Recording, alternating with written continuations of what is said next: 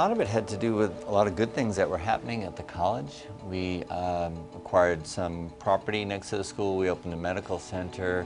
We introduced a new curriculum that was very innovative that has really gone well overall.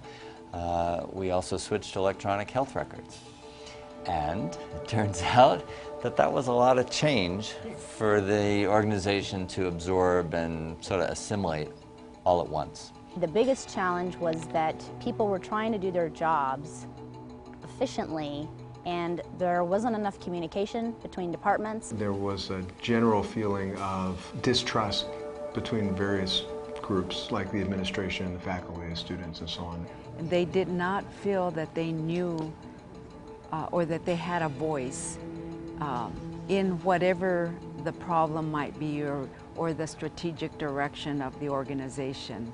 Just an overall comprehension of how to come together as an organization and how to develop.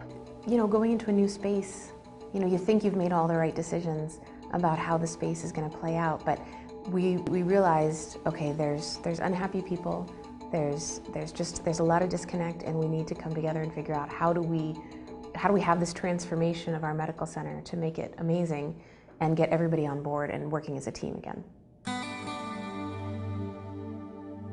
The approach that you guys brought was to open that up.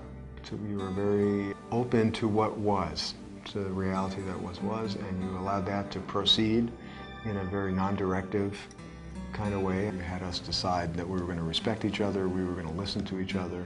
You brought the little ball, which has become a symbol around here now. They, you know, really helped us work through some issues that were really either present for a long time or were just under the surface. But when we followed a certain guide or a certain resource that were provided to us by gifted leaders, it made for the process to go that much smoother. The key processes, if you will, that I think was the most effective was the appreciative inquiry.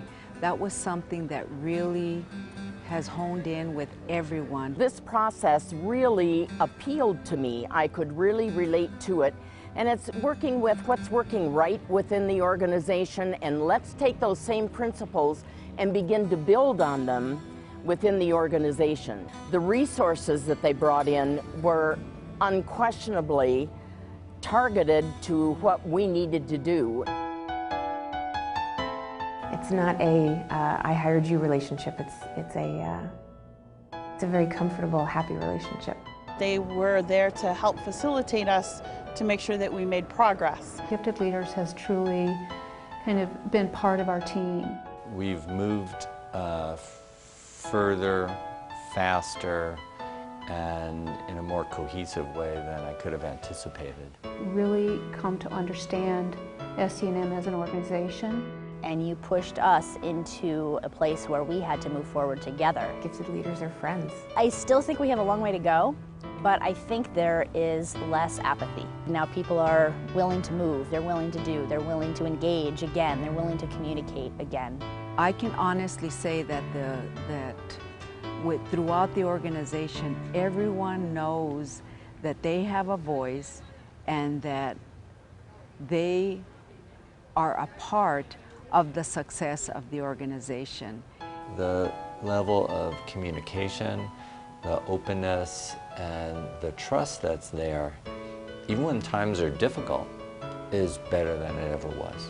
As we opened up the communication, the morale changed, and we felt that we should work together. What I see is people understanding the language and really having, appreciative inquiry and open communication. I mean, I can't tell you how many times I've had a conversation with somebody now, and we literally will reference an event. Well, in the spirit of effective communication and transparent communication, da-da-da-da-da. People are more positive in their outlook and about coming to work, and just doing the work of the organization is beginning to be fun again.